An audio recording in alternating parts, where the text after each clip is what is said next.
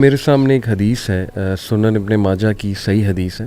ابن عباس reported the messenger of Allah sallallahu alaihi wasallam said, verily every religion has a character and the character of Islam is حیا، modesty.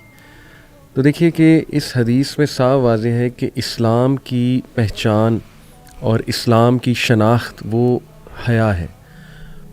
تو ایک اور حدیث ہے جیسے کہ جب تم حیا نہ کرو تو جو چاہے کرو.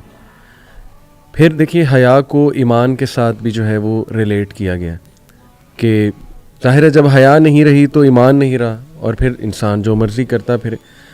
تو اتنی امپورٹنس اس چیز کی اور مسلم معاشروں کی ایک شناخت ایک پہچان یہ ہوا کرتی تھی. لیکن کرنٹلی جس ڈائریکشن میں ہم جا رہے ہیں، ہمارے ڈراماز، ہمارا میڈیا، یونیورسٹیز، تو سم تھنگ از رانگ. اس پہ انشاءاللہ آج ہم بات کریں گے. لیکن سب سے پہلے آپ سے ماشاءاللہ چونکہ آپ کا ایک ایکسپیرینس بھی ہے اور ماشاءاللہ خود آپ ایک جو ہے وہ ظاہر ہے وومن کے ساتھ کافی ڈیلنگز ہیں آپ کی، تو according to you Islamic concept of حیا ہے کیا؟ آپ نے بڑا اچھا آغاز کیا ہے اور یہ میری ساری وہ پسندیدہ احادیث ہیں جی جو رسول اللہ صلی اللہ علیہ وسلم نے حیا کے متعلق فرمائی.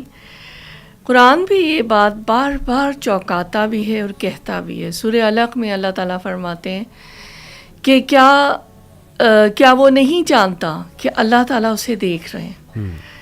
تو ایسی عام روزمرہ زندگی میں بھی لوگ بعض دفعہ اپنی ہی زبان میں یہ بات بھی کرتے ہیں اور لوگوں کو تھوڑا سا شیک کرنے کے لیے، ہلانے کے لیے. اور یہی بات ہے کہ دراصل اگر میں اس کو اردو میں کہوں، جو آپ نے بھی بات حدیث جو آپ نے سنائی کہ اسلام کا یہ امتیازی وصف ہے صحیح، اور وہ حیا ہے. جی. اور یہی بات جو ہے یہ ہمیں بڑی سوچنے سمجھنے پر آمادہ کرتی ہے کہ دراصل اگر دیکھیں اس کی مختلف جہتیں ہیں. جی.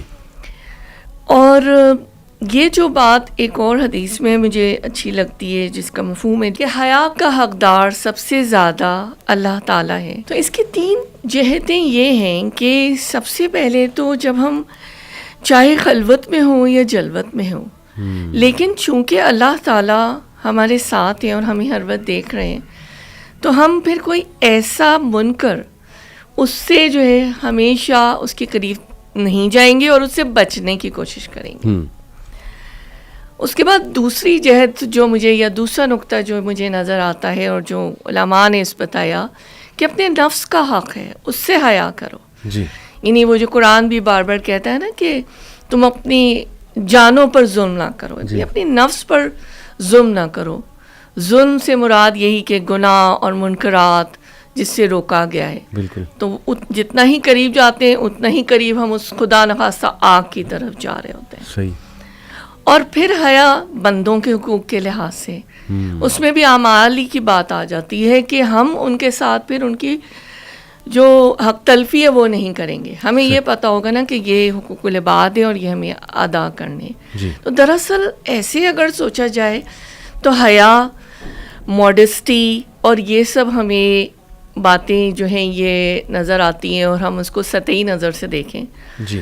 لیکن جب میں اس کو غور کرنے بیٹھی اور جب میں نے دیکھا کہ یہ تو پوری ایک زندگی کا ایک طریقہ ہے جو اگر ہم ایک دفعہ اس کو سمجھ جائیں، اس کی فلسفی اور اس کی ڈیپتھ کو، یہ تو ہمیں اللہ تعالیٰ سے بہت قریب لے جائے گی اور منکرات سے اور جن برائیوں سے روکا گیا ہے ان سے دور لے جائے گی. جی. تو یہ بات میں سوچتی ہوں. بالکل صحیح. جی.